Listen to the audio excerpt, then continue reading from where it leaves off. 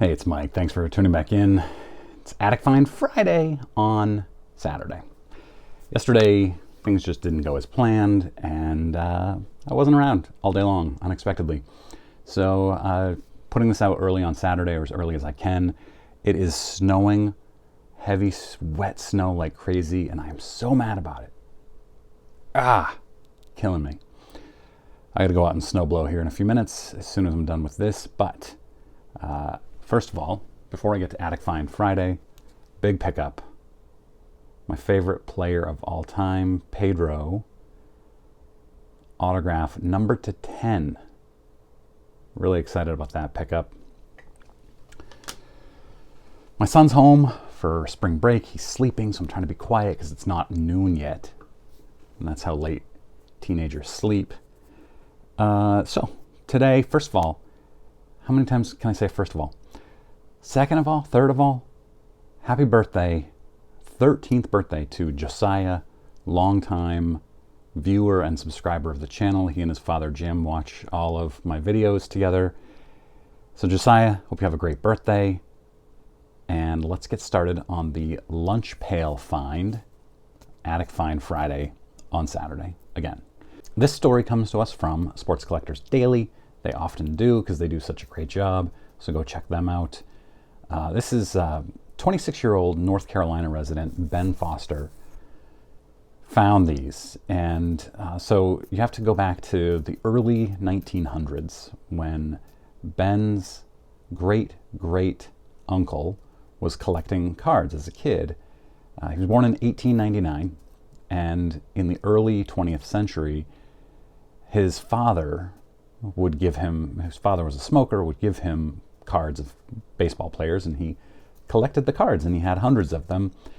And later on, 4 decades later in the 1950s, this guy, who's now in his 60s, notices that his great-nephew, Ben's father, was collecting Topps cards. And he said, oh, hey, I have all these cards from my childhood, from the early 20th century. I'll give them to you. And so he gave him all these cards, and Ben's father, as a young child at the time, put them away. Put them in a lunch pail and forgot about them. His father thought they were gone. When he got older, he had no idea what had happened with them, wished that he had them, no clue where they could be. Fast forward to 2009, Ben's father retires from his law practice, and his family is cleaning out his office. And in an old, unfinished room behind his office, they find a metal lunch pail, very old, that had old Topps stickers on it. And Ben sets it aside, doesn't think much of it. And then later on that day, he opens it up and he finds a bunch of baseball cards from the 1950s and early 60s. He finds a 61 Mantle, some 1950s Clementes, and Sandy Koufaxes, which, you find those now, man, that's a big find, especially if you've got a 55 Koufax Clemente. And so he says, oh, this is cool, I'm gonna have to look at these later, closes it up, and then forgets about it again. And this is Ben, the son, the younger, he's 26 years old, forgets about it for a decade. And then in 2019, he remembers about the box, or he finds it again, and he opens it up, and he's leafing through it, and he sees the cards that he remembered seeing 10 years before. And then as he lifts up the stack of cards, he finds smaller cards that were tobacco cards. And he recognized Ty Cobb and Cy Young. He wasn't a baseball card collector, and he wasn't a baseball historian, but he recognized those names, as most people would. And he says, oh, this is weird. So he texts pictures to some friends, and one of his friends texts him back and says, you got to get those insured. Those are valuable. So in there he finds 585 T206 cards. 500 of them are unique. So obviously there are some duplicates. There were also about 100 T210 cards, In the T206 set, he had 70 of the 74 Hall of Famers. He was missing the big four. If you're familiar with T206, the big four are the rare ones, including Honus Wagner. He lined them all up on the table, took a picture. It looks awesome. He then asked his girlfriend to look up the T210 set. He wasn't familiar with that. He was familiar with the T206 because of the Honus Wagner. And his girlfriend Googles it and says, no, none of these are very valuable unless you have the Joe Jackson. And he looks through them and he finds a card at the bottom says Jackson, New Orleans. And he asks his father, and his father says, no, New Orleans didn't have a team in 1910, a major league team in 1910, so it wouldn't be him. So he puts it aside and forgets about it again. This is a lot of forgetting.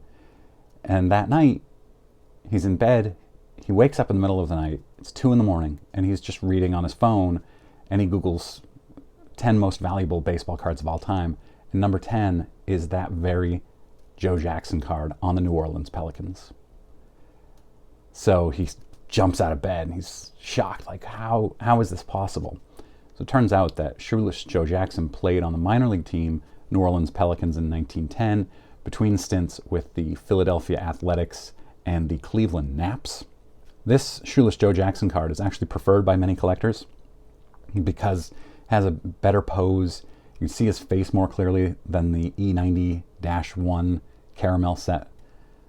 So it can be more valuable. He found that there was one that had sold for $600,000. PSA 3.5 sold in 2019, so not very much earlier than when he found these. And he looked at them side by side over and over and over again. He thought, mine looks the same, if not better, than that. Now, for some reason, he decided to get it graded with SGC instead of PSA.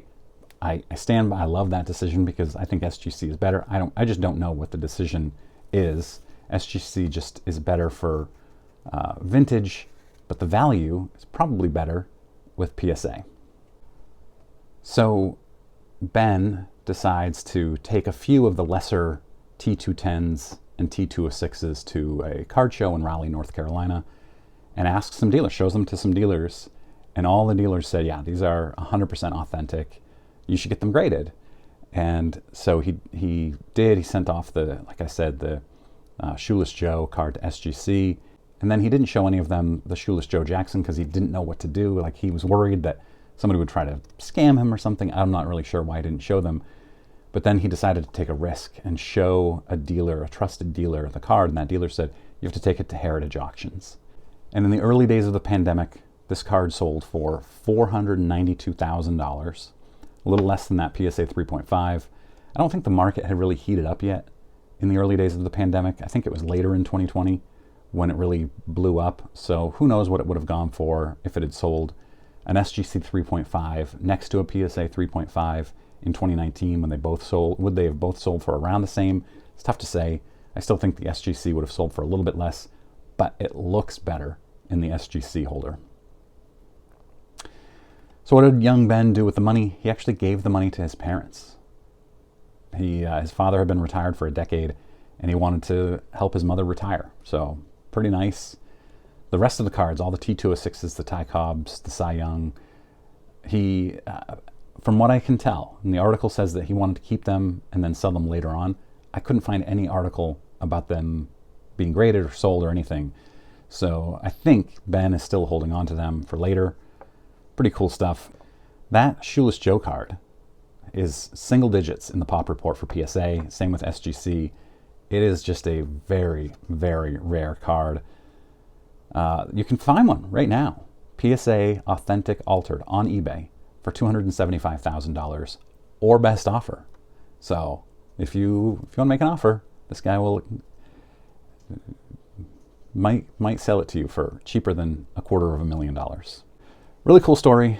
If you're new here, I do weekly Attic Find Fridays, mostly vintage baseball, but I delve into some other collectibles too occasionally.